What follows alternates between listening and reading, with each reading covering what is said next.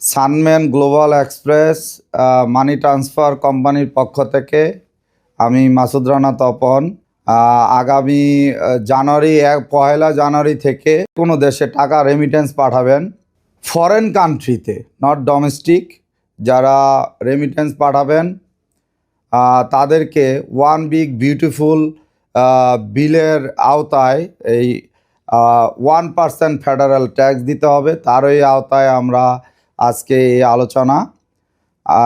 এটা কি মাধ্যমে বাংলাদেশ তথা বিশ্বের বিভিন্ন দেশে টাকা পাঠালে কি মাধ্যমে টাকা পাঠালে আমাদেরকে এই 1% ফেডারেল ট্যাক্সটা দিতে হবে, সেটা হচ্ছে যে কাস্টমাররা যদি ক্যাশ ট্রানজ্যাকশন করেন তাহলে তাকে 1% ফি দিতে হবে, এক্সট্রা 1% ফেডারেল ট্যাক্স দিতে হবে।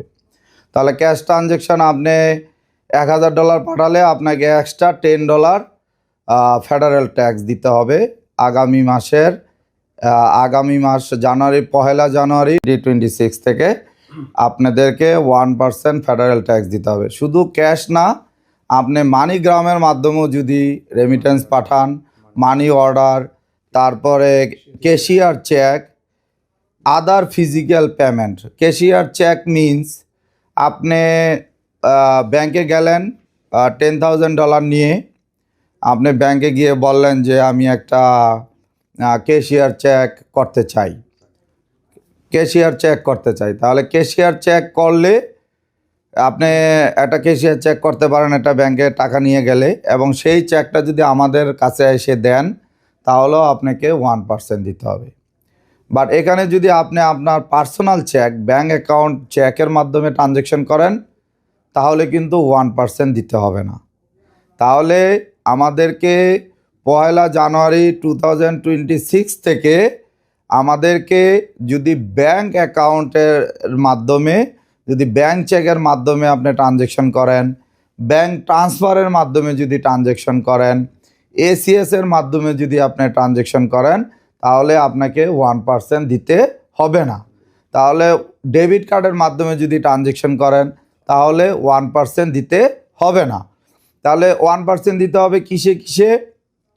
আপনি ক্যাশ ট্রানজ্যাকশন, ক্যাশের মাধ্যমে, এবং মানি অর্ডারের মাধ্যমে, এবং ক্যাশিয়ার চেকের মাধ্যমে। আপনি যদি সার্টিফাইড চেক দেন, আপনার অ্যাকাউন্টে টাকা আছে, আপনি সার্টিফাইড চেক দিয়েও যদি ট্রানজ্যাকশন করেন তাহলেও কিন্তু আপনাকে 1% দিতে হবে না। কিন্তু ক্যাশিয়ার চেক যদি দেন তাহলে কিন্তু 1% দিতে হবে। তাহলে 1% আপনাকে ফেডারেল ট্যাক্স দিতে হবে ক্যাশ ট্রানজ্যাকশনের মাধ্যমে। আপনি যদি পেমেন্ট মেথড আমাদেরকে ক্যাশ দেন, এবং মানি অর্ডার, এবং ক্যাশিয়ার চেক, এবং যে কোনো ব্যাংকিং ট্রানজ্যাকশনের মাধ্যমে আপনি যদি করেন, ওয়্যার ট্রান্সফারও যদি করেন আমাদেরকে, তাহলে আপনাকে 1% দিতে হবে না। তাহলে আমাদের গ্রাহকদের কাছে আমাদের বিশেষ বার্তা এটা হচ্ছে যে আপনারা পয়লা জানুয়ারি থেকে আপনারা ডেবিট কার্ডের মাধ্যমে, এসিএসের মাধ্যমে, ব্যাংক চেকের মাধ্যমে আপনারা ট্রানজ্যাকশন করবেন, তাহলে সেক্ষেত্রে আপনাদেরকে 1% ফেডারেল ট্যাক্স দিতে হবে না।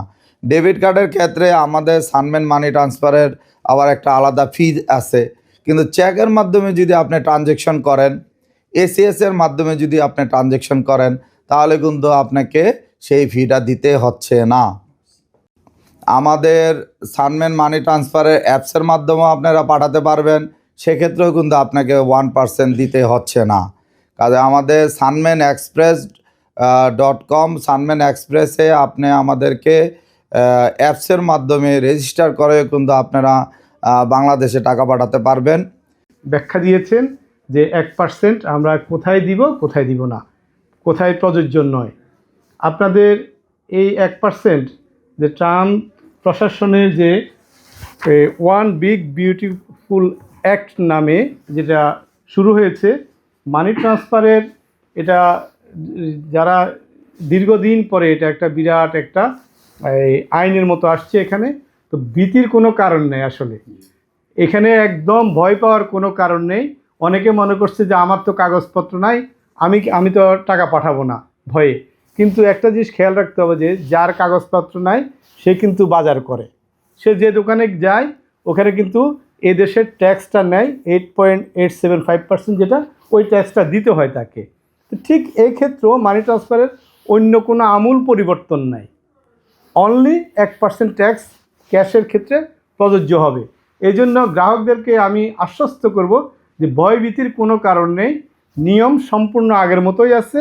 আগে যেভাবে পাঠাইছেন টাকা আপনারা ঠিক এখনও ওইভাবে পাঠাবেন, অনলি 1% আপনি এটা পে করবেন, মনে করবেন এটা একটা সেলস ট্যাক্সের মতো, যে গভর্নমেন্ট নিচ্ছে ফেডারেল ট্যাক্স হিসাবে, যে আপনি ট্রানজ্যাকশান করছেন ক্যাশ ট্রানজ্যাকশান, এই জন্য গভর্নমেন্ট আপনার কাছ থেকে নিচ্ছে। বাট আদারওয়াইজ কোনো ভয়ভীতির কারণ নেই। আর যারা বড় ধরনের ট্রানজ্যাকশান করবেন তাদের প্রতি অনুরোধ থাকবে যে আপনারা চেকের মাধ্যমে করবেন। আমাদের মাসুদ রানা তপন ভাই যেটা সুন্দরভাবে ব্যাখ্যা দিয়েছেন যে যদি আমি পার্সোনাল চেকের মাধ্যমে ট্রানজ্যাকশান করি সেক্ষেত্রে আমাকে এই ফি দিতে হবে না, আপনারা ভয় পাবেন না। সেক্ষেত্রে যদি কোনো প্রশ্ন থাকে, কোনো ধরনের প্রশ্ন থাকলে আপনি আমাদের সাথে যোগাযোগ করবেন, সানম্যানের সাথে যোগাযোগ করবেন। আমার নাম্বারও দিয়ে দিচ্ছি 3473276348।